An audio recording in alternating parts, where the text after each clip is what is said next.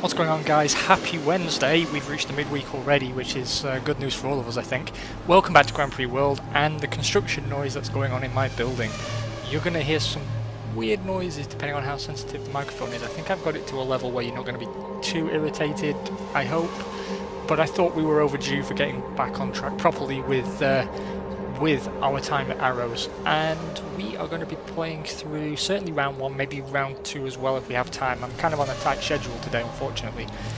So without further ado, we'll dive right into things. By the way, don't forget there is a giveaway going on the channel for a copy of Stellaris. All you've got to do is give us a comment on the Stellaris playthrough series with Corinth, the multiplayer Stellaris playthrough, and a winner will be picked at random on June 1st to receive a copy of the game. It's an awesome game.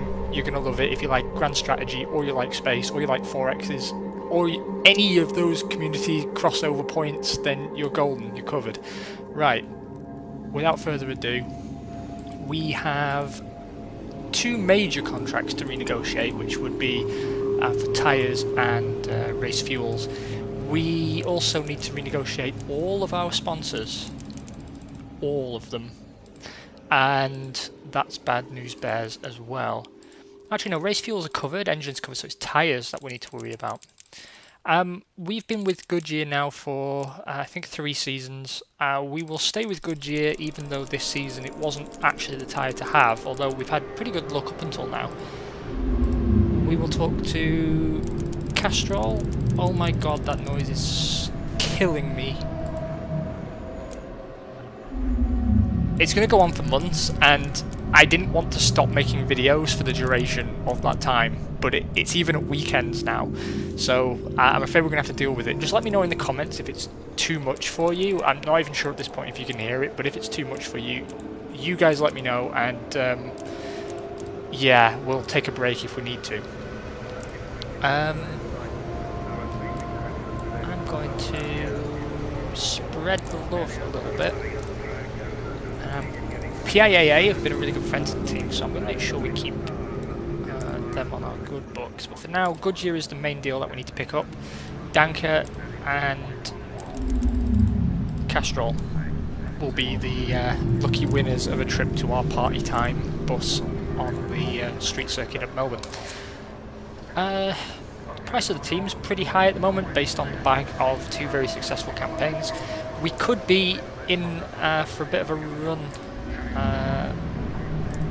at the start of the season, given that, and when I say in for a run, I meant to say we're going to be given a run for our money. I'm sorry, this drilling noise is going right into my brain. We switched over to Ford Power, and as you might expect, changing engine supplier can be very disruptive to your progress, particularly in our case because we've taken a massive hit to reliability of the engine. Which means, of course, we'll be running a pretty significant and extensive testing program early in the season on the engine. Speaking of which, we're going to set that up right now. That's the first thing I'm going to do after dealing with the sponsor issue. That is $500,000. I'm aware of that. Acutely aware of that, but it is a necessary evil. And we are going to be using a lot of our mechanics. I'm not going to do any forcing testing because I don't really see the point right now. We will have the guys running 40% each. Carl Eisen can support with a further 20. And I think this is a pretty good breakdown.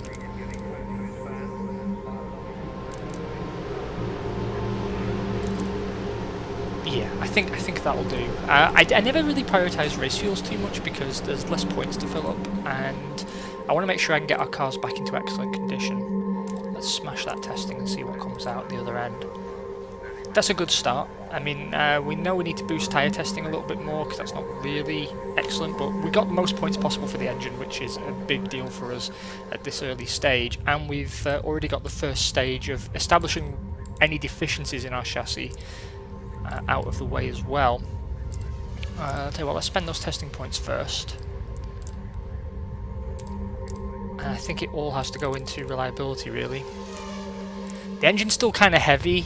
That's something else we'll have to deal with, and yeah, it's not particularly heat tolerant either, but reliability is such a killer that we just have to work on it straight away.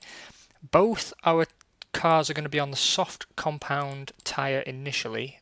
The wet is incredibly poor. The hard compound is incredibly poor as well. So we're going to initially spend our points on upping the ante with our soft compound. So that's that done. And we are going to put a boost in our race fuels towards motor tolerance. Again, that's a byproduct of the reliability issues, the fact that the engine's not particularly heat tolerant right now, the fact that it vibrates a little bit as well. Anything we can do to smooth the ride for the engine in terms of providing it with a premium race fuel that doesn't focus on power, which obviously will increase vibration until we address that core issue. We're going to focus on engine tolerance. We need to build some spare parts and things, but let's take a look at our technology. Our technology's come out pretty good. I had hoped for better, but it certainly could be worse. I think reliability, from a reliability standpoint, we're in a really, really good place, so it's performance where we're lacking. Let's go for better performance on the brakes. I think that's pretty important. And we're going to begin developing our 2005 car straight out of the gate. Now, we do this every year, and I think I've adequately explained to you why, but in case you've missed that or you're jumping in partway through, it's just to make our life easier. You can either front load your season or back load it. Backloading means that you don't start development of your car until the rules have been set by the FIA, and that means that whatever design you begin making, you know at the end of it the car is going to be race legal. Also means that sometimes you're in a race against the clock to maximize chassis performance, which, as we know, comes from allowing all these bars to fill up completely before you begin construction. Now, the advantage in front loading is obviously that you can end up with a lot of capacity at the end of the season, which we've had historically, to improve our technology and develop driver aids. And that obviously has benefits that don't really need to be explained. But the problem you can have, and we've had it in 1 year, is you can actually mess yourself up, because obviously you are using your economic capacity in terms of deploying your designers, but it also costs money, and you can end up putting quite a bit of time and money and staff focus into a design that's later found to be in contravention of the regulations, and you are, for want of a better term, nagged. So we roll the dice generally because the advantage for us as a smaller team, and remember, despite the fact we've won championships now, we are a smaller team. We are at the mid, I'd say the mid level now in terms of team size and economic capacity. The main thing for us is that we've got the ability to build the spare parts that we require for the most part and keep our cars in race-worthy condition. But we are still not one of the top level teams, and we saw that play out last season with McLaren out developing us from the mid-season towards the end. And it's also happened with Jordan. Don't forget that at the time we had our showdown with Jordan, which is 2 or 3 seasons ago now, Jordan was still a significantly larger team than we were. I think now we're probably on very similar footing. Maybe we have the advantage given their recent poor performance, but the fact remains that we are certainly not at the level of Williams, Ferrari or McLaren, or Benetton for that matter. I imagine Benetton have continued to grow. Sauber would, if they've progressed behind the scenes better than they've progressed on track, Sauber would be around the level we are currently sitting, I imagine. Although the quality of your factory and the size of your departments doesn't necessarily dictate your ability to win a championship. It comes down to many different things. The point is, we're making the best use of our limited resources by rolling that dice, because the win for us is a big win if we make this work. Let us switch over actually to take a look at our standing with our sponsors, because I'm sorry that sentence took a while to get out, but the game has dropped like 3 frames per second, and so did my brain. One moment, I'm going to cut the video and try. Okay, I think that's fixed it. What I wanted to do was take a look at our standing with sponsors. Playlife still have a pretty good relationship with us, as do Ford. Korean Air and Canal Plus and HSBC seem to like us quite well as well. But our relationship with PAA has dropped away completely, which means it's good that we're targeting them early because we've got a lot of ground to make up. Our relationship with Goodyear hasn't really come along very well either, given that it's a three-year commitment so far. Hopefully that gets better over time, or Michelin entered the championship, because the one thing we've never really done, although we've had a lot of success, the one thing we've never done was build a close, tight relationship with an engine manufacturer or a tyre supplier. And in most games, what you'll tend to do is build a relationship with an engine supplier fairly early in the game, and you tend to stick with them. In this playthrough, I've switched engine suppliers more frequently than perhaps I otherwise would, and sometimes the game knows you're doing that and gives you a kick up the arse by having the engine supplier you've built a rapport with just leave the sport. That can happen, you know, Ferrari can just decide to quit F1. That's one of the great things about this game. But generally there's a benefit to be had there because you negotiate your deals much quicker, you get a greater extent in terms of bonuses, by which I mean the same way when you negotiate a works deal that the money you get from the engine supplier is variable, and that varies on the hidden figure that represents the budget for that particular supplier this season, but it also depends on your relationship with them. That affects what they're prepared to offer you, and if you have a good rapport with them, then you're going to get more money out of them, and you're going to get more bonuses out of them faster. So you might find that, particularly with partners rather than works deals, you might find that Mugen Honda suddenly are able to provide you with enough money to make things a little bit more attractive.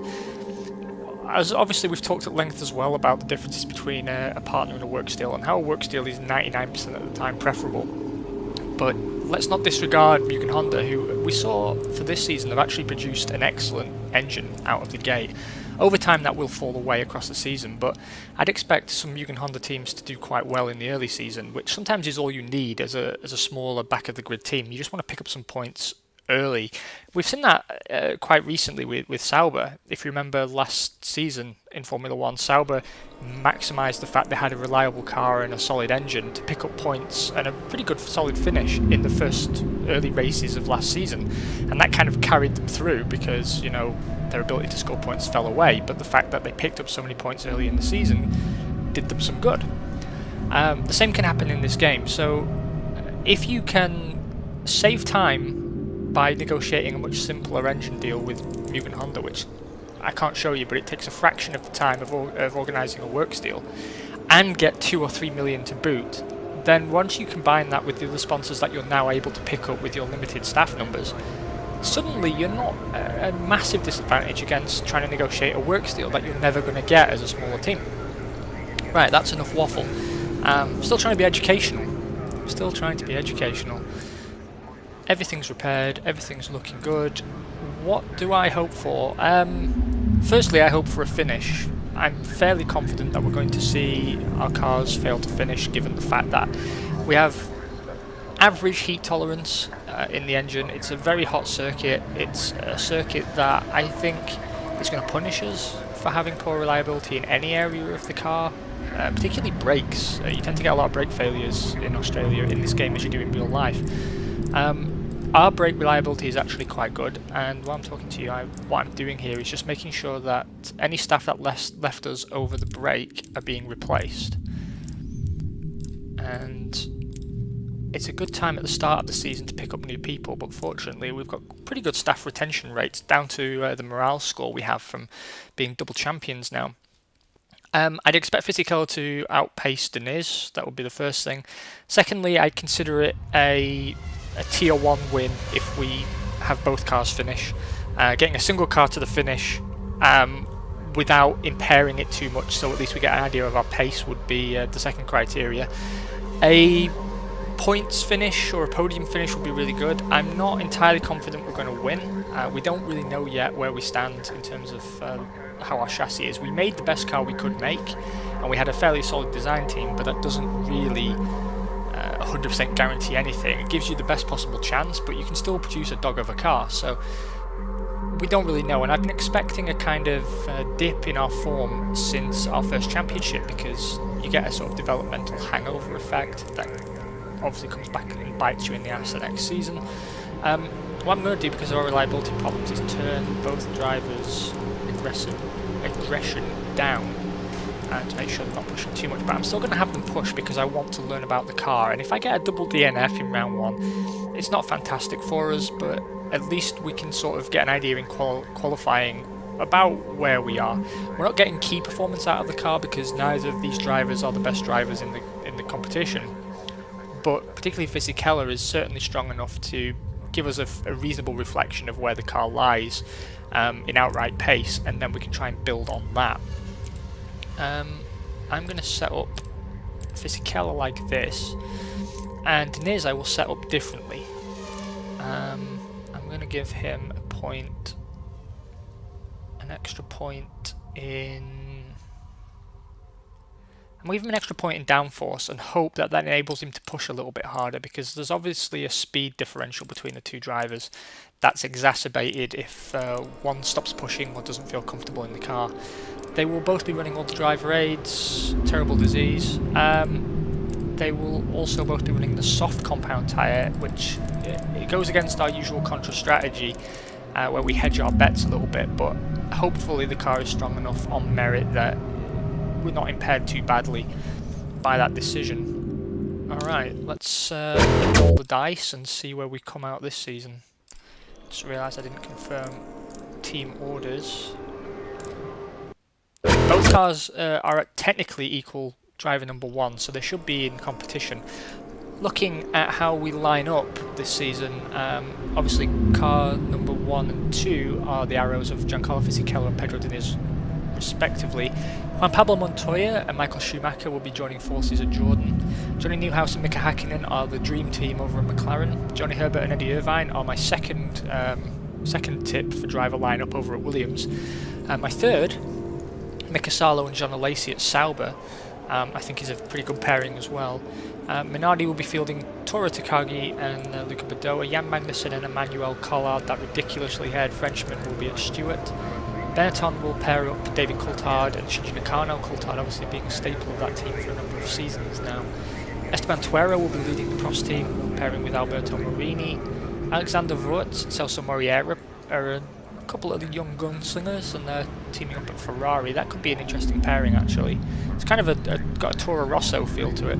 And Ricardo Rossi and Jarno Trulli will be teaming up at Tyrrell, and one of those guys has a surname that's an anagram of Tossa, which should tell you everything that you need to know. 24 degrees cloudy for race day. I'm not going to comment on that too much because we don't yet know how this car handles it. Historically, we tend to do better in cooler temperatures and in the rain. Maybe that continues, but you can see it shake up over time. Right, boys, do us proud. Wow, that's worse than I expected. Alexander Wurz takes pole for Ferrari on a 1:32.16, ahead of Michael Schumacher's Jordan on a 1:32.84. Juan Pablo Montoya puts his Jordan third on a 1:33.23. Coulthard on a return to form for Benetton on a 1:33.39. They had a terrible season last season, as did Jordan actually. Celso Moriera puts his Ferrari 5th. Shinji Nakano out-qualifies us in his Benetton to take the final top 6 position. Fisichella and Diniz are fairly evenly matched actually, and line up 7th and 8th. Eddie Irvine's Williams takes 9th, and the top 10's rounded off by Mika Salo, who continues his recent trend of qualifying in the top 10 all the time. Hakkinen and Newhouse are the surprise there. It seems McLaren haven't got on top of whatever it is they've built this season. I don't think it's a car. And Prost continue to be king of the losers. Stewart have gone backwards, which is a surprise for me. Tyrrell are about where they were previously. Sauber have taken a step forward. Williams seem to have gone backwards. We've definitely gone backwards, but I don't think it's irrecoverable. We are 2/10 off pole with Fisichella. I know it looks like a big gap 1 to 7th, but it could be worse.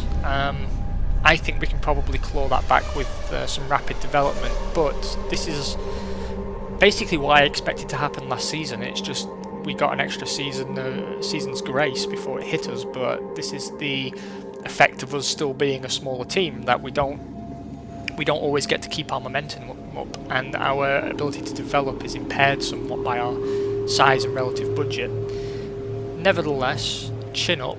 Let's hope we can crawl something back in the race. 24 degrees and dry for race day. I am going to stop both cars because I don't have the confidence that the tyre at this stage, or the car at this stage, or the drivers at this stage can get to the end on a single stop. If I thought they could, I'd risk it, but at least we can learn about where we are and see how we develop across the season. I'm not going to rule out another championship win, but I'd caution us against getting our hopes up for a triple run. Let's dance. Well, we get something out of it. Oh wow, we got a win! Pedro Diniz, out of nowhere, takes a commanding win. 132.33822 ahead of a double podium finish for Jordan. Michael Schumacher taking second on a 132.45.196, and Juan Montoya takes third. I need to sneeze. Stupid bodily functions. Eddie Irvine is fourth for Williams. That's a pretty good result for them. And double points finish for Sauber, which I don't think any of us expected. Fifth and sixth. A lot of attrition in that race. Fisichella out with an engine failure, not really a surprise. 4 engine failures there, 2 brake failures and 3 hydraulic failures kind of show you that this does take its toll on new cars. I honestly wouldn't like to hazard a guess at the moment as to who was faster in the race. It could have been Diniz, it could have been Fisichella. Again, you can be surprised because a poorer driver can synergise better with the car or the team than a better driver. It might be this year's car obviously works better in the hands of Diniz. It'd be interesting to see that. I think we all have a lot of affection for Diniz. It's good to see him back on form, and I think most of us kind of secretly want to see him pick up a championship. That said, I think the first thing that we've learned for sure is that it's a bigger gap than we normally see, but throughout our time at Arrows, we've always built cars that qualify comparatively poorly and race really well, and as I've always said, that's the best way around to have it, and we don't really have control over that, so I'm glad the game's playing it that way. But it's quite a big performance differential. Jordan seemed to be on an even keel, finishing pretty much where they qualified, if not exactly. I think it is exactly, actually. Williams too. Sauber obviously are a team whose car performs better in race conditions than qualifying. Same for McLaren. But I think the biggest difference was definitely for us. I'm pleased with that result. That's an important win, and it restores my confidence a little bit. Pedro Diniz obviously tops the Drivers' Championship. We are equal number 1 with Jordan in the Constructors. This is where we're going to see, I think, again, it's really important to have both drivers on the ball. I'm afraid that I've waffled too long and I can't bring you round 2 today, but I will get rounds 2 and 3 and possibly 4 out to you in the next day or 2, I'd say, if not latest Saturday. Hope you guys have had a great first half of the week and that Wednesday has been kind to you. If not, chin up. You've got 2 days to go. You can always go out for a beer on Friday night. That puts a smile on everybody's face, even teetotalers. With that said, thanks again so much for your feedback, for choosing to spend a bit of your time hanging out with me doing retro F1 playthroughs, and you guys take care of yourselves. I'll talk to you soon.